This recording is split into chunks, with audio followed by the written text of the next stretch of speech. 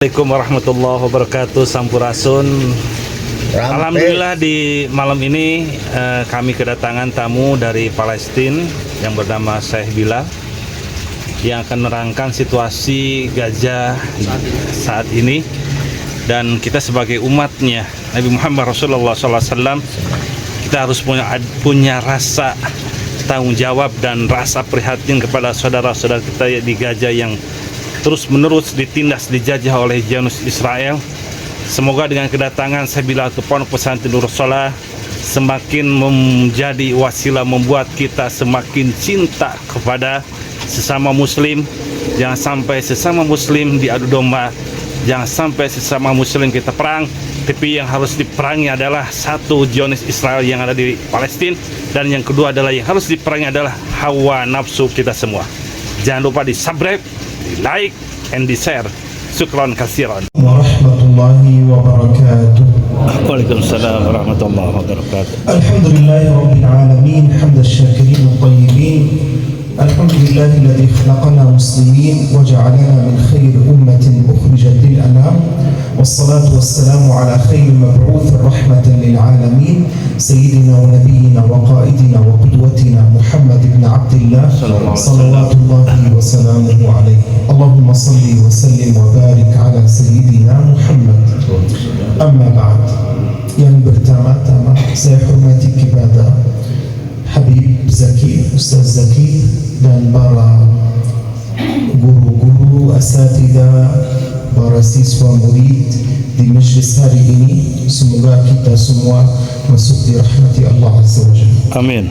Amin ya Rabbal Alamin. Izin berkenalkan saya dulu, nama saya Bilal Al-Habil. Saya berasal dari Palestina, lahir di Gaza. Alhamdulillah sudah khatam 30 juz, sudah hafal 30 juz pada usia 14 tahun bersanad dari Rasulullah SAW. Subhanallah. Keluarga saya masih ada di Gaza, kita 8 bersaudara. Alhamdulillah kita semua sudah hafiz Quran 30 juz. Dan di sini di Indonesia sudah 5 tahun, kuliah sudah dari ITB S2. Alhamdulillah jurusan teknik sipil dan lingkungan. Alhamdulillah di Gaza kalau kita lihat setiap tahun kita melahirkan ribuan dari anak-anak yang sudah hafiz Quran, khatam 30 juz. Rata-rata usianya antara 7 sampai 15 sudah selesai 30 juz. Subhanallah. Setiap tahun Alhamdulillah 1000 sampai 2000 anak-anak kecil khatam 30 juz. Tahun kemarin 2023 ada acara di Gaza di bulan Agustus sebelum Oktober. Acara terbesar namanya perlombaan Musabaqatu Safwatul Huffaz. Ini perlombaan khusus untuk para penghafal Al-Quran Al-Karim. Sudah terdaftar 1.500 orang dari perempuan dan laki-laki. Yang paling kecil usia 8 tahun, yang paling tua usia 70 tahun, dan 1.500 orang terkumpul dalam 2 tempat, 2 masjid, satu untuk perempuan, satu untuk laki-laki. Dan Alhamdulillah mereka mulai setoran dari hafalannya 30 juz selama satu kali duduk, satu hari, mulai pada salat subuh sampai asar sore, kurang 12 jam. Dalam waktu satu hari 1.500 orang sudah berhasil hafalannya. Alhamdulillah. Alhamdulillah Rabbil Alamin. Setiap tahun ribuan sudah menghafal Quran di Gaza karena kita ingin mencetak generasi yang terbaik, generasi yang hafal Al-Quran Al-Karim, generasi yang bisa membebaskan Masjid Al-Aqsa dan Palestina. InsyaAllah. Amin ya Rabbal Alamin. Bagaimana kondisi saudara kita di sana? Hari ini hari 313 dari genosida Gaza. Hari ini sudah masuk bulan 11 sejak 7 Oktober. Sudah mungkin lihat di sosial media apa yang terjadi. Izin hari ini sampaikan beberapa informasi tentang kondisi lebih detail. Ini kota Gaza, kota kecil lokasinya di selatan Palestina, dan kota Gaza jumlah pendudukan sekitar 2,4 juta. Luasnya 365 km persegi. Sejak tahun 2006, tentara Zionis diblokir dan ditutup kota Gaza menjadi penjara terbesar di dunia. Makanan, minuman, obat-obat, alat kesehatan, fasilitas umum masuk tapi dibatasi oleh tentara Zionis sejak 2006 sampai hari ini. Jadi 18 tahun kurang lebih. Kota Gaza listrik sebelum Oktober 2023 biasanya 6 jam sehari ada listrik sejak 2006. Air lebih dari 97% dari air tanah tidak layak diminum atau dipakai untuk air bersih menjadi atau air minum. Tidak layak, tidak bisa karena sudah tercemar, sudah tercampur dengan air limbah yang datang masuk dari Israel Zionis. Banyak kesulitan dalam kehidupan saudara-saudara kita, keluarga-keluarga kita di Gaza sejak 2006.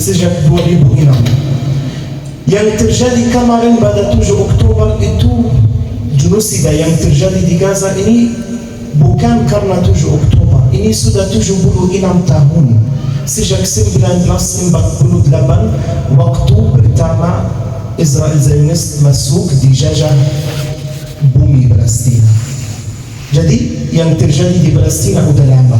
Dan ini namanya penjajahan, bukan konflik. Kalau konflik biasanya antara dua negara, biasanya antara Rusia dan Ukraina seperti yang terjadi sekarang. Tapi yang terjadi di Palestina namanya penjajahan Zionis Israel untuk bumi Palestina. Mereka datang ke tanah kita, bumi kita, diambil tanah, dibunuh keluarga-keluarga kita di sana sejak 1948. Tapi yang terjadi pada 7 Oktober sampai hari ini berang terbesar. Kita belum pernah lihat genosida seperti yang terjadi di Gaza. Membantaian warga sipil, anak-anak sama ibu-ibu. Sampai hari ini 313, sampai hari ini 40.000 warga, 40.000 orang meninggal syahid. Mayoritasnya anak-anak sama ibu-ibu. 80% dari korban syahid adalah warga sipil. Ini yang tercatat 40.000. Yang belum tercatat namanya masih di bawah runtuhan rumahnya ada sekitar 10.000 orang. Ini saudara kita, mereka bukan angka-angka. Kurang lebih 50.000 orang meninggal syahid sejak 7 Oktober selama 313 hari. Yang terluka lebih dari 93.000.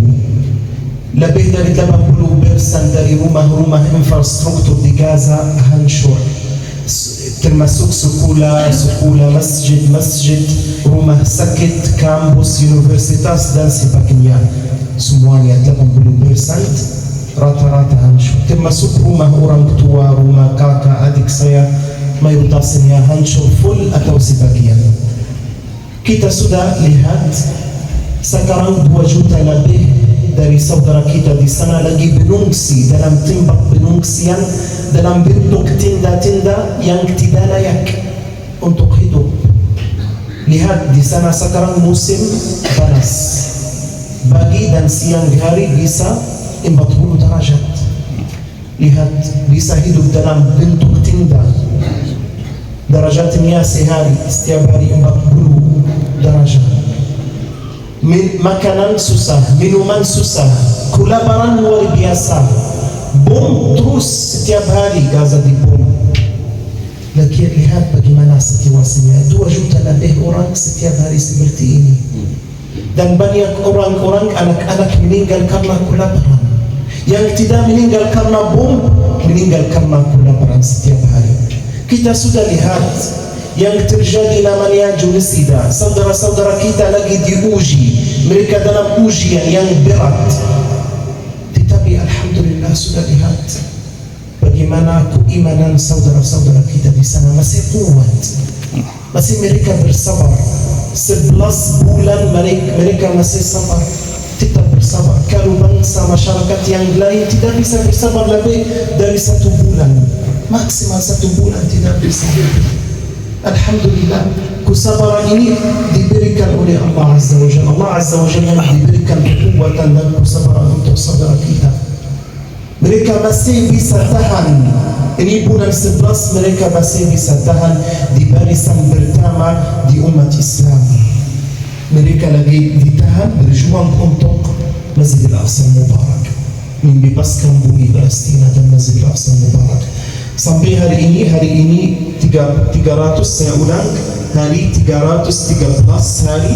Alhamdulillah, sudah lihat bagaimana seorang ibu meninggal anak-anaknya semuanya habis. Yang diselamat hanya ibunya, dan dia mengatakan Alhamdulillah. Dia terima dengan Alhamdulillah. Ini ujian berat yang terjadi di Gaza. Banyak anak-anak yatim sampai hari ini lebih dari 18.000 anak yatim sejak 7 Oktober. Belum dihitung yang sebelum 7 Oktober, ribuan. Apa yang wajib kita, apa yang harus kita lakukan?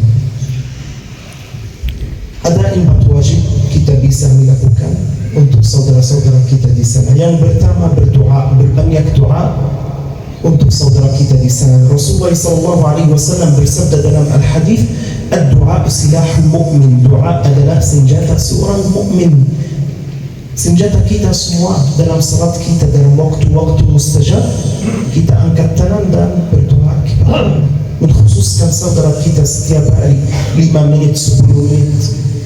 Yang kedua, wajib kedua, share dan sabarkan berita-berita, kabar-kabar yang benar tentang yang terjadi di sana, tentang sejarah bumi Palestina, tentang Masjid Al-Aqsa Mubarak, kiblat pertama umat Islam.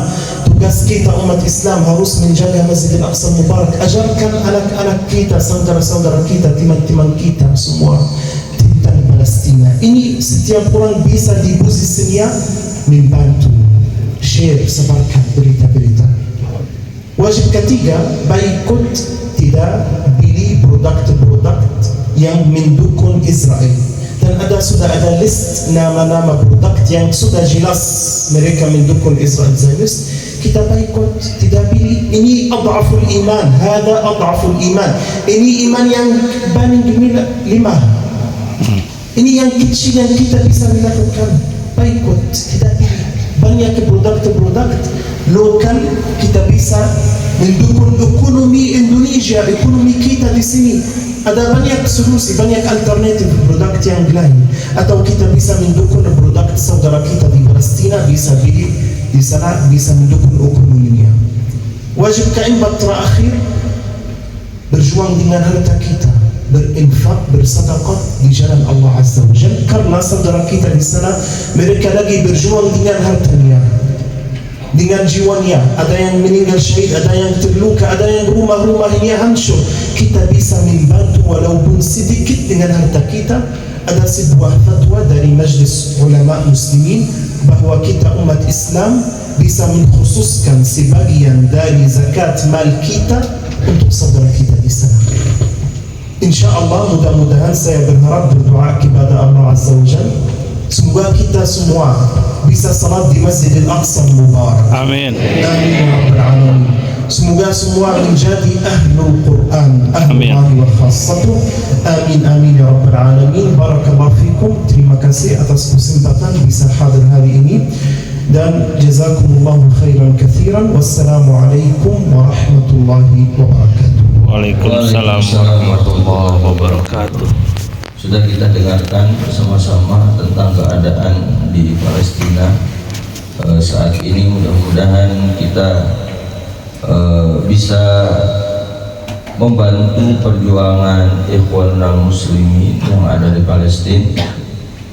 Kita masih bisa mempunyai kesempatan untuk sama-sama berjihad, yaitu dengan apa yang tadi disampaikan oleh Syekh Bilal, yaitu dengan doa, kemudian dengan memboikot produk-produk yang mendukung Israel, kemudian dengan menyalurkan sebagian dari harta kita untuk membantu ikhwanuna al-muslimun yang ada di Palestina.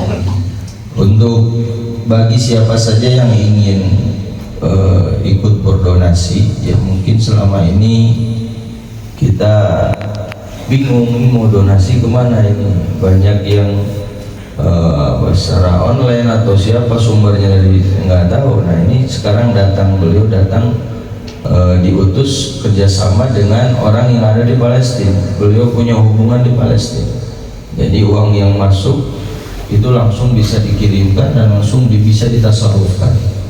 Tidak seperti barang-barang yang saat ini susah sampainya ke kota Palestina, ke Gaza, ke Gaza khususnya.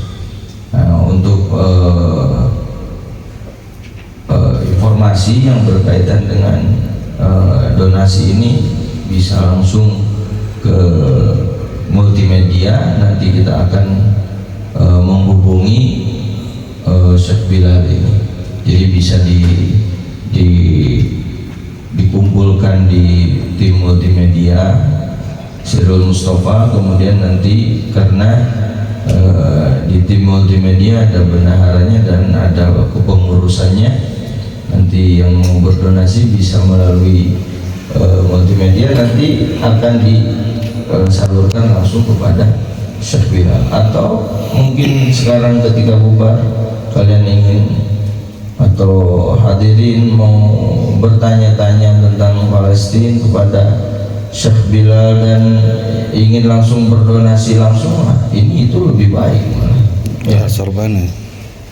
Jadi itu mudah-mudahan kita diberikan kesempatan untuk mempunyai kepedulian dan membantu saudara-saudara kita yang sedang berjihad di jalannya Allah untuk menegakkan kalimat la ilaha illallah Muhammadur Rasulullah sallallahu alaihi wasallam.